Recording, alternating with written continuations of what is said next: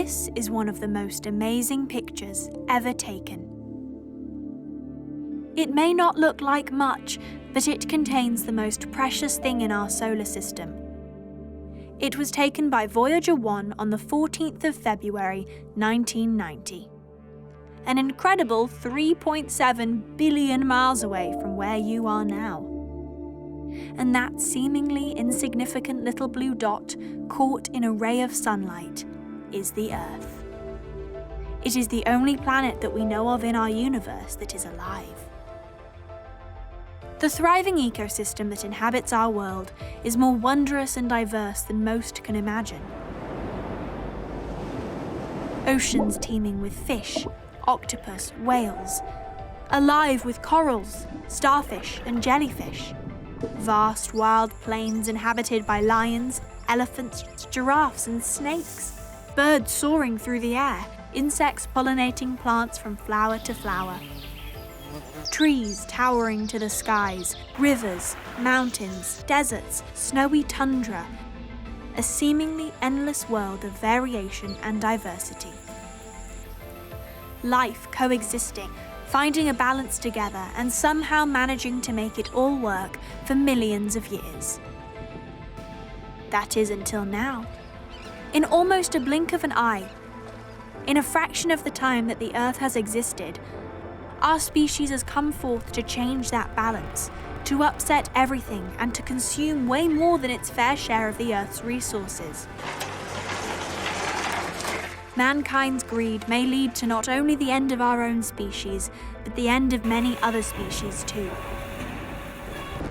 But there's no need for this to happen. It's within our power to stop it. We just have to start consuming no more than we need. We need to start consuming as little as possible.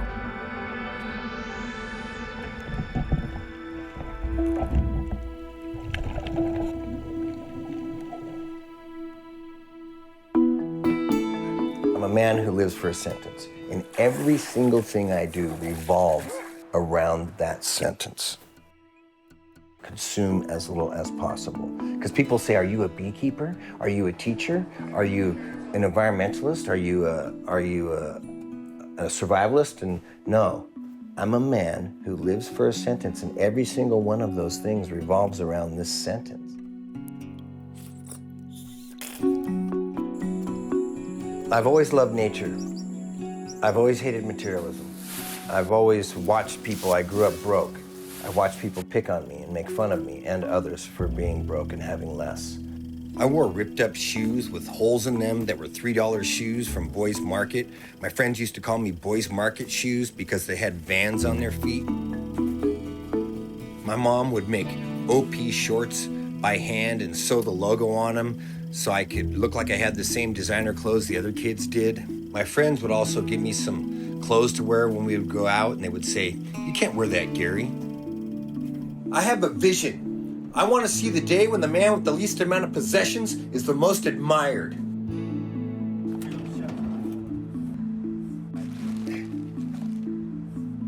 It is my desire to show the world a man who became successful off of wanting nothing.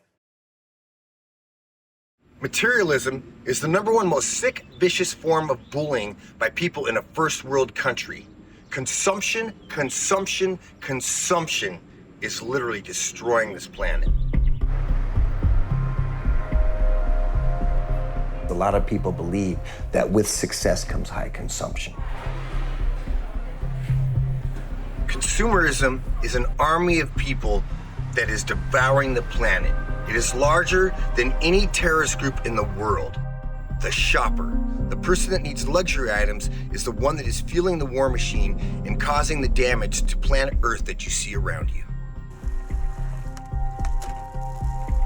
Consumption is the #1 cause of why the planet is falling apart. It's why we go to war for resources. Consume as little as possible. I don't believe in just sitting there idly and watching the world go by and hoping someone does something about it. Because that's why I exist. That is my purpose on the planet, because I will personally do something about it.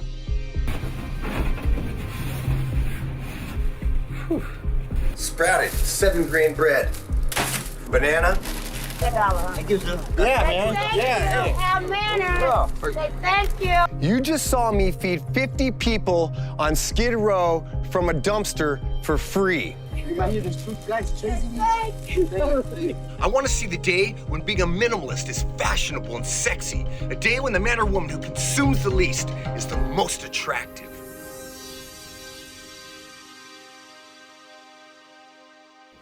When I went on to Naked and Afraid, I was only there to do the challenge. It was the only reason. I didn't need to prove, my ego wasn't there to show my kids or like to prove that I could survive. No, I just had to go survive out there because I'm a good survivalist to carry the message. It was my way to infiltrate mainstream media. So I told them exactly why I was there. In fact, I told the head honchos of Naked and Afraid, they said, well, are you ready? And I said, no, are you ready? Because you're part of something bigger than your show. I'm recruiting you to spread a message. I'm using this as a stepping stone to change the world. I let them know that, and I meant every word of it. I'm an environmentalist, and I'm carrying a message. And that message is consume as little as possible. Because if every human being on Earth did that today, the planet would be cleaner by tomorrow. And so basically, after the first episode aired once, they said, well, we don't know if we can carry your message, but they did let me wear my shirt in the interviews. And it did get seen in my first episode. The second one, I was diluted with 12 other people, so I knew it would be harder to be seen and to get my point across. So I went 2 weeks before I went into Africa and I tattooed this on my back, blasted it for the rest of my life because I knew I owed it to society to be on a TV show that's seen by 91 million people around the world in so many languages to carry this message to humanity, and that every time I wouldn't even have to say a word, every time I turned my back to the camera, I'd be yelling it at the world. I'm going there for the children and the animals of the world so we can make this place cleaner in the future so they have a chance, so they have a planet to live on.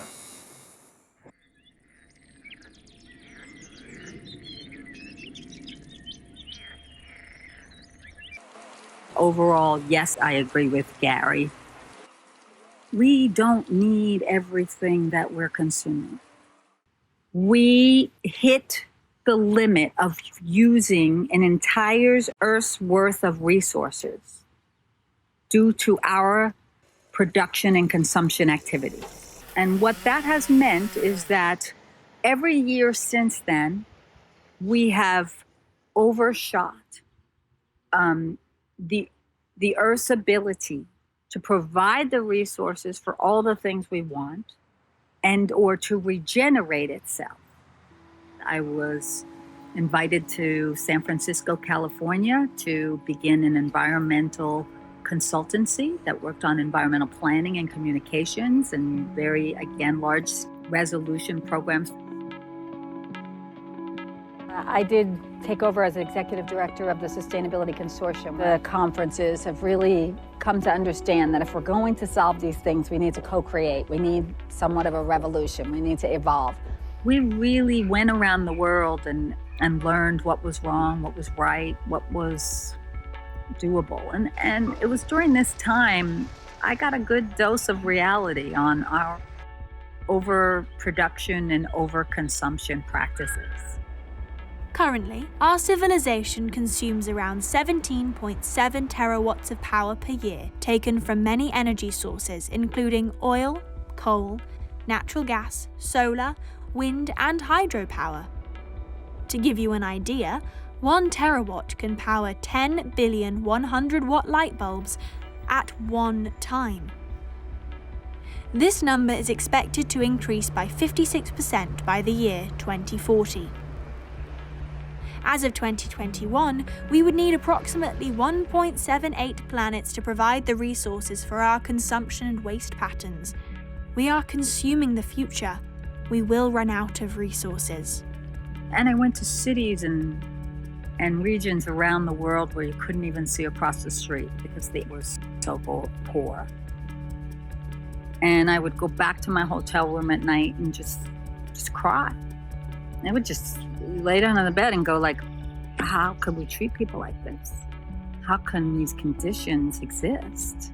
Why are we doing this? Why do the government regulators let this happen? How do people who have Mercedes and BMWs in their parking lots allow people to live in sewage. I mean, what's happening here? Just the emissions that, we're emitting as a result of these factories, of these mining activities, of this fuel consumption are destroying our children's lungs. And they will never live with the same quality of life that we've been able to live with. So absolutely, it's not fair. And and we're the ones who have to make it fair.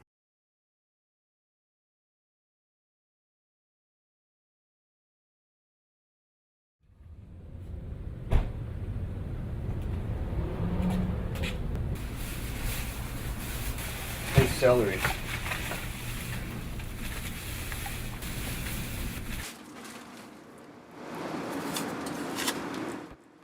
Maybe 300 people. Can you believe that? 300 people could eat that bread right there. Imagine there's probably, how many? 200,000 of these dumpsters in the United States? I bet you, I wouldn't doubt. The main reason I dumpster dive is to contribute as little as possible to the draw on nature, on the system. I don't like to buy my meat. I get my meat for free. I rescue it just to make sure the animal didn't die for nothing. I honor that piece of meat. I honor the dead animal that's in a trash can. I find 15 to 20 chickens at a time. We're gonna die for nothing but to become garbage.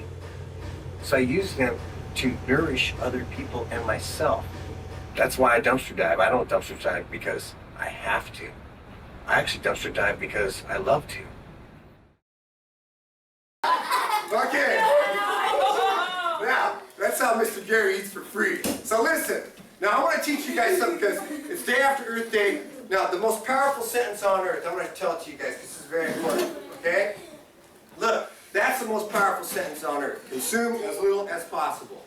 Because if we all did that today, the world would be cleaner by tomorrow. And your parents' generations and stuff like that, they're taught to consume. And now, do you guys know how much trouble the Earth is in right now? No. Like me, when I go to someone's house, I don't accept a bottle of plastic water. I won't accept plastic water. I carry my own bottles everywhere I go. I take my own to-go containers to restaurants, and I carry a plastic bag in my pocket, so I clean up the earth everywhere I walk. So consume as little as possible. And yet, what we don't realize is that when we buy, some small commodity, I mean, for many people, it's a bottle of water or a little pair of plastic glasses or a piece of paper or whatever it is we buy. We think, this is 5 cents, this is $1, this is $2. Well, no, it's not. If you look at the supply chain, it doesn't cost $1 to deliver these glasses or this bottle. I mean, by the time you pay the administrative people in the staff, you ship that bottle, you melt down that plastic, you get the ink for the labels, you get the paper for the thing, you paid for insurance of the company, you've now moved it across the country, now you've had people stock it. It's a lot more than $1. If we were to pay the real cost of that bottle of water, it would be $20. And so what happens is then we don't understand the value of it. We never understand.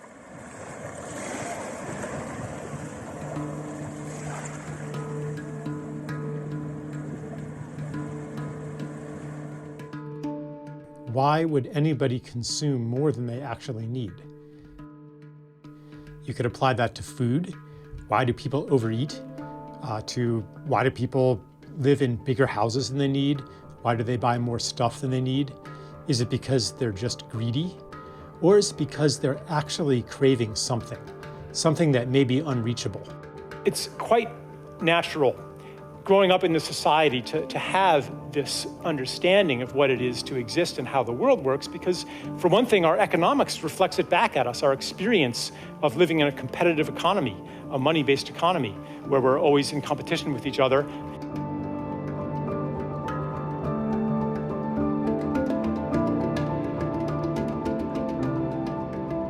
Many of the things that people consume don't actually serve their happiness, but they can be a distraction from meeting the needs and the satisfactions that so often go unmet in our society.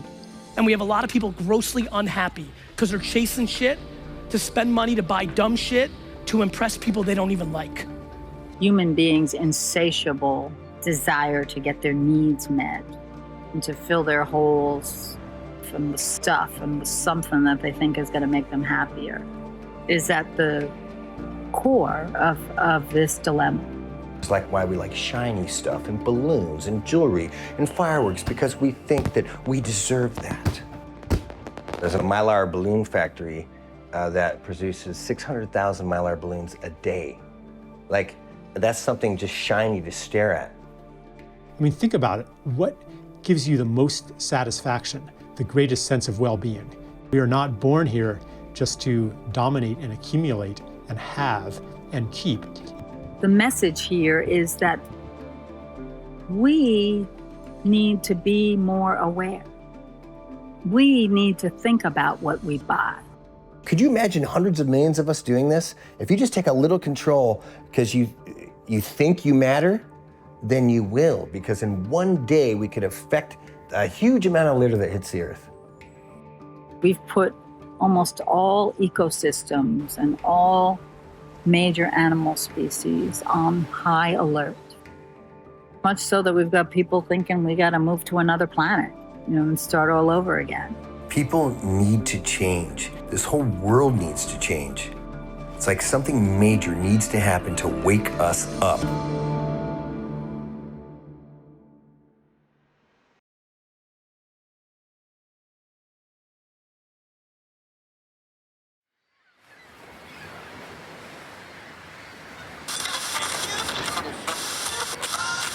Good morning, LA. We ask you now to take a moment and listen to some important news coming out of the White House. The president is about to address the nation. My fellow Americans, I want to speak with you about our nation's unprecedented response to the coronavirus outbreak that's now spreading throughout the world. Today, the World Health Organization officially announced that this is a global pandemic. California Governor Gavin Newsom announcing a statewide stay-at-home order for nearly 40 million people.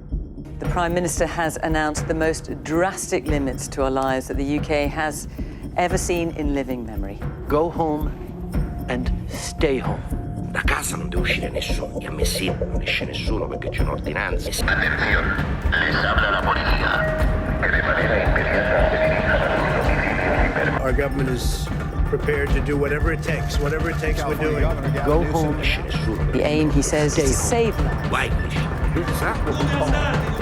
You must stay at home. Mother Nature has put us on timeout and sent us to our rooms to think about what we've done.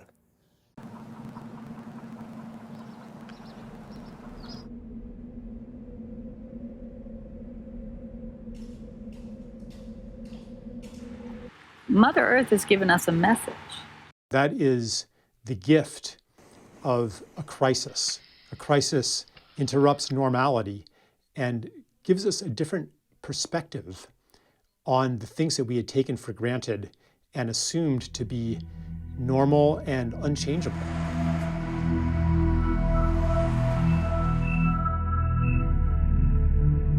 With entire populations ordered to stay at home to slow the spread of the deadly coronavirus, we have seen unprecedented reductions in carbon emissions and air pollution, most notably in China, Europe, and the US, some of the top consumers in the world.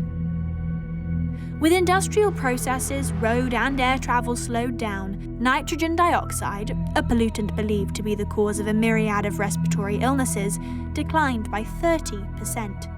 This is the lowest atmospheric nitrogen dioxide level ever recorded since NASA's satellite data record began in 2005. We're seeing a massive shift underway, and that's really exciting when we look past the tragedy of the crisis and the tragic loss of lives and the the economic impact to individuals, and we look at this from a very big perspective, and we see that what it shows is humanity's ability to shift gears very quickly. Typically, smog-filled skies are clear. New York has seen carbon monoxide emissions drop by 50%, less than half of the level reported last year. There is definitely that environmental relationship between the impacts that this crisis is having and then, of course, the long-term positive benefits that we could get from this. People in Punjab, India can see the snow peaks of the Himalayas for the first time, a view that for decades has been blocked by air pollution. Fine particulate matter, one of the world's most deadly air pollutants, dropped by 180% since quarantine measures were imposed in Metro Manila, Philippines' capital city. Normally cloudy canals and lakes have transformed into water crystal clear enough to see marine life swimming below.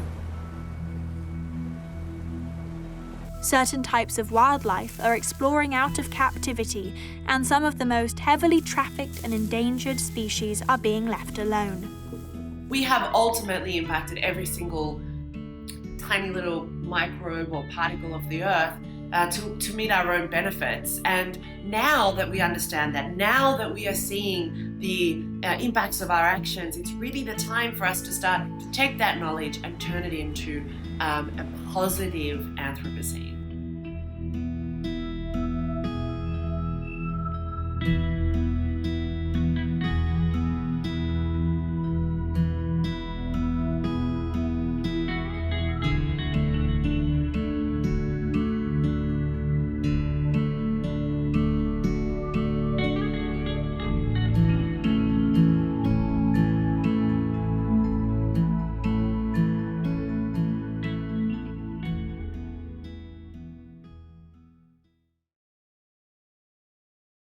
The good I see coming out of this pandemic would be putting things in perspective.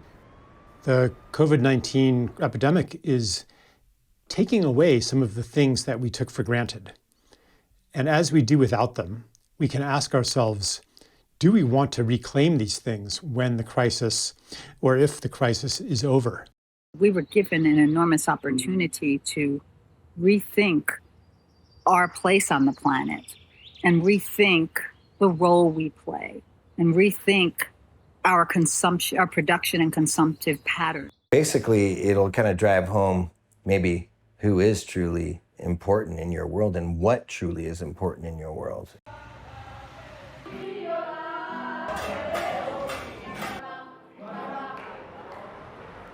Then we can make a conscious choice about what to bring into our lives. Creating a lifestyle that enables you to have the lightest and lowest footprint on the planet. We don't have to buy 50 things a day and just put blinders on. What kind of normal do we want to create now that we have the opportunity? We are this incredible experiment, and we are in this time where we can find ways to be a positive force on the planet around us so that we can continue to flourish, so that we can continue to live here on this beautiful planet. There's no planet B here. I know that Elon Musk and Jeff Bezos and Richard Branson and a lot of billionaires and trillionaires are exploring space to see, could we live up there? But it'd be really nice to take those trillions of dollars and spend them here, and protect this incredibly beautiful playground that we've been given.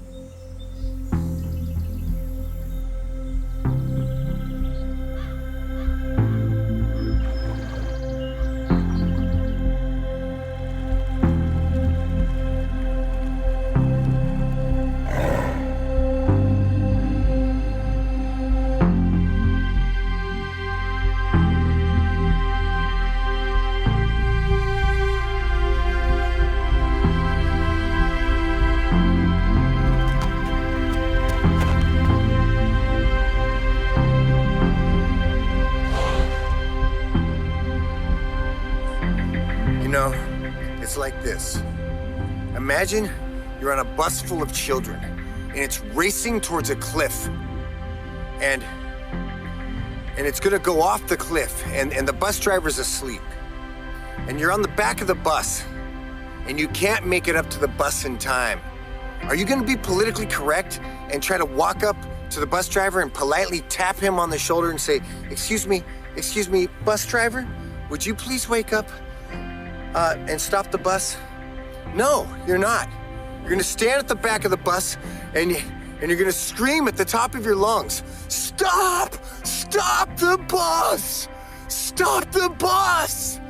And you're gonna yell as loud as you can. You're gonna try to startle the bus driver and wake him up in order to make him stop the bus. And don't you see?